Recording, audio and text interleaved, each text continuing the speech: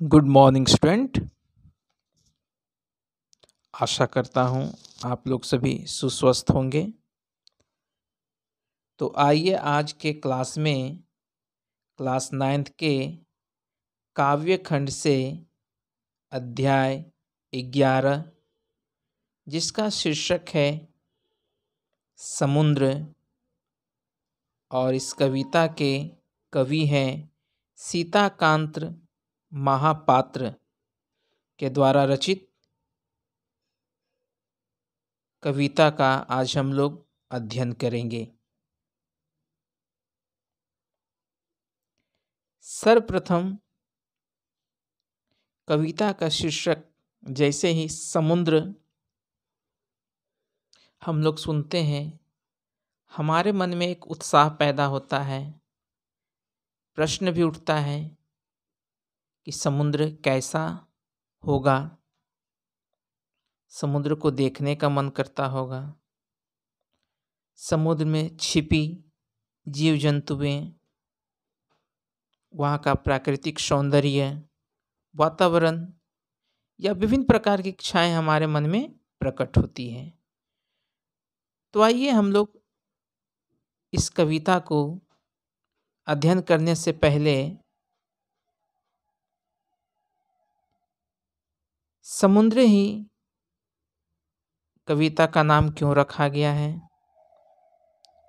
और समुद्र कोई मनुष्य नहीं बनाया है, यह प्राकृतिक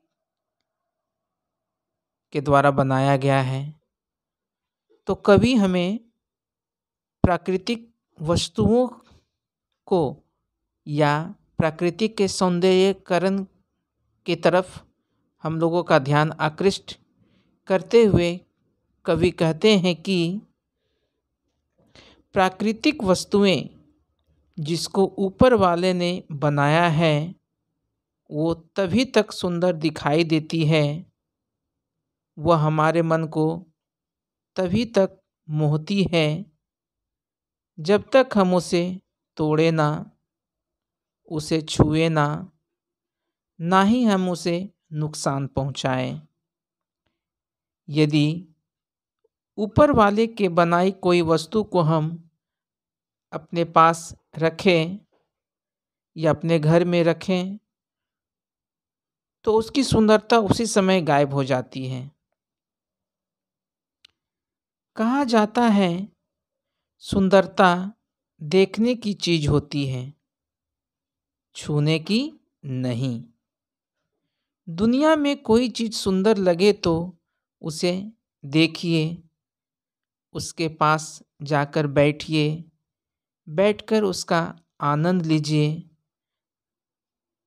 कभी भी उसे नुकसान मत पहुंचाइए। जैसे उदाहरण के रूप में हम लोग समझ सकते हैं फूल को। फूल जैसे ही हम लोग देखते हैं हमारे मन को भाता है, देखने में वो कितना सुंदर लगता है।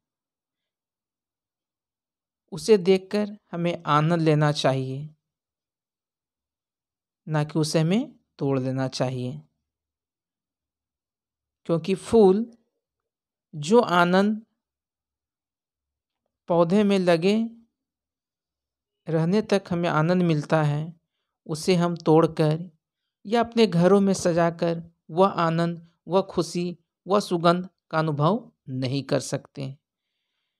जैसे कभी कभी बचपना होने के कारण स्कूल जाते समय कहीं अगर गुलाब का बगीचा या गुलाब के पौधे दिख जाते हैं तो हमारी मनुष्य प्रवृत्ति एक लोभी प्रवृत्ति है, लालची प्रवृत्ति है। उसे देखने के बाद हमारे मन में उसे तोड़ने का विचार आता है, ना कि आनंद लेने का। किसी न किसी बहाना बनाकर या चोरी के माध्यम से हो या किसी न किसी तरह से तोड़ देते हैं। तोड़ देने के बाद हम तो अपनी स्वार्थ की पूर्ति कर लिए, उसे तोड़कर या तो किसी कॉपी में या किसी किताब में हम छिपाकर रख लेते हैं। हम मनुष्यों को लगता है कि पौधों से हमने जब फूल को तोड़ लिया, तोड़ने के बाद भी हमें हमेशा वही सुंदरता, वही सुगंध हमेशा मिलते रहेगा। लेकिन कदापि यह उचित नहीं है। जैसे लाल गुलाब को अगर हम तोड़ लेते हैं या किताब में रख देते हैं तोड़ने के बाद, तो पुनः उसको हम देखेंगे तो उसमें वो सुगंध नहीं रहता है। उनकी पंखुड़ियाँ क्या हो जाती, काला पड़ जाती हैं। और यह कारण क्यों है? क्योंकि प्रकृति के द्वारा बनाए चीज को हमने क्या पहुंचाया, नुकसान पहुंचाया है। ठीक इसी प्रकार कवि समुद्र के माध्यम से यह बताना चाहते हैं कि बहुत लोग समुद्र को देखने मुंबई, कलकत्ता, गुजरात, गोवा जाते हैं, लेकिन वहाँ पर जाकर लोग उसका फोटो खींचते हैं। कुछ जीवों जंतुओं को भी समुद्र से लेकर चले आते हैं, लेकिन जो सुंदरता उस जीव जंतु की, उस पानी की समुद्र के पास में है, वह हमारे फोटो में नहीं होता है। जो आनंद समुद्र के किनारे बैठ के मिलेगा, वह हमें फ़ोटो खिंचवाकर या फ़ोटो खींच लेने के बाद वह आनंद नहीं मिल सकती है। इंसान को भी प्राकृतिक ने ही बनाया है, ईश्वर ने ही बनाया है, भगवान ने ही बनाया है। इंसान तभी तक सुंदर दिख सकता है जब तक उसके साथ भी कोई छेड़छाड़ न हो। अगर जैसे ही हमारे साथ भी छेड़छाड़ होगा तो हमारा शरीर जो ईश्वर के द्वारा बनाया गया है वह भी एक दिन नष्ट हो जाएगा। इसलिए प्यारे बच्चों, समुद्र कविता के माध्यम से कवि ने हमारी लोभी प्रवृत्ति को, लालची प्रवृत्ति को बदलने की सलाह देता है। तो शीर्षक के बाद हम लोग इस कविता के कवि सीताकांत महापात्र के जीवन परिचय को संक्षिप्त में जान लेंगे। सीताकांत महापात्र का जन्म 17 सितंबर 1937 ईस्वी को उड़ीसा में हुआ था। उड़ीसा की राजधानी कहाँ है? तो भुवनेश्वर। और एक चीज़ याद रखेंगे, 17 सितंबर जो हमेशा विश्वकर्मा पूजा पड़ता है। और एक ख़ास बात और है कि हमारे यशस्वी प्रधानमंत्री नरेंद्र मोदी का भी जन्मदिन इसी दिन है। 1957 ईस्वी में उत्कल विश्वविद्यालय से इन्होंने BA किया, MA किया। इलाहाबाद विश्वविद्यालय से 1959 ईस्वी में राजनीति विज्ञान विषय से किया। उन्होंने IAS की परीक्षा में प्रथम स्थान प्राप्त किया था। इन्होंने भारत सरकार के संस्कृति मंत्रालय में सचिव तथा नेशनल बुक ट्रस्ट नई दिल्ली में अध्यक्ष पद को भी सुशोभित किया था। इनकी प्रमुख रचनाएं हैं अष्टपदी, समुद्र आदि अनेक कविता संकलन, अनेक निबंध संकलन तथा यात्रा वृत्तांत जो प्रकाशित हो चुकी है। आइए पाठ परिचय को हम लोग संक्षिप्त में जान लें। तो प्रस्तुत कविता समुद्र में समुद्र का चरित्र प्रकट किया गया है। समुद्र यहाँ समाज का प्रतीकार्थक है। समुद्र जो प्रकृति का एक प्रमुख हिस्सा है, मनुष्य को सब कुछ देना चाहता है क्योंकि वह अक्षय है और मानव की उपभोक्तावादी प्रवृत्ति को जानता है। कविता आज की उपभोक्तावादी संस्कृति की तीखी आलोचना करती है। तो पहले पद में है, ये 4 भाग में हम लोग बांट के इसका अध्ययन करेंगे। पहला भाग है जिसका मैं आदर्श वाचन आप लोग के समक्ष कर रहा हूँ। उसके बाद मैं इसका अर्थ व्याख्या के रूप में आपको बताऊंगा। समुद्र का कुछ भी नहीं होता मानो अपनी अबुझ भाषा में। अबुझ मतलब जो पहचान में ना आए। कहता रहता है जो भी ले जाना हो ले जाओ, जितना चाहो ले जाओ, फिर भी रहेगी बची देने की अभिलाषा। क्या चाहते हो ले जाना घोंघे, क्या बनाओगे ले जाकर कमीज के बटन, नाड़ा काटने के औजार, टेबल पर यादगार, किंतु मेरी रेत पर जिस तरह दिखते हैं उस तरह कभी नहीं दिखेंगे। तो कवि ने समुद्र के चरित्र तथा मानव की उपभोक्तावादी प्रवृत्ति पर प्रकाश डाला है। कवि का कहना है कि समुद्र अक्षय है। अक्षय मतलब जो कभी खत्म नहीं हो सकता, एक भंडार है। वह मनुष्य को सब कुछ देना चाहता है ताकि मनुष्य संतुष्ट हो जाए, परंतु मनुष्य लोभी प्रवृत्ति के कारण संतुष्ट नहीं हो पाता।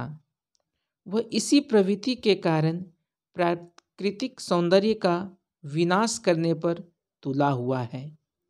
समुद्र दुख प्रकट करते हुए कहता है कि चाहे मनुष्य किसी वस्तु का निर्माण क्यों न कर ले, परंतु समुद्र की रेत पर अर्थात समाज के बीच मनुष्य जितना सौंदर्य बिखेरता है अथवा सम्मान पाता है उतना किसी निर्मित वस्तु के रूप में नहीं।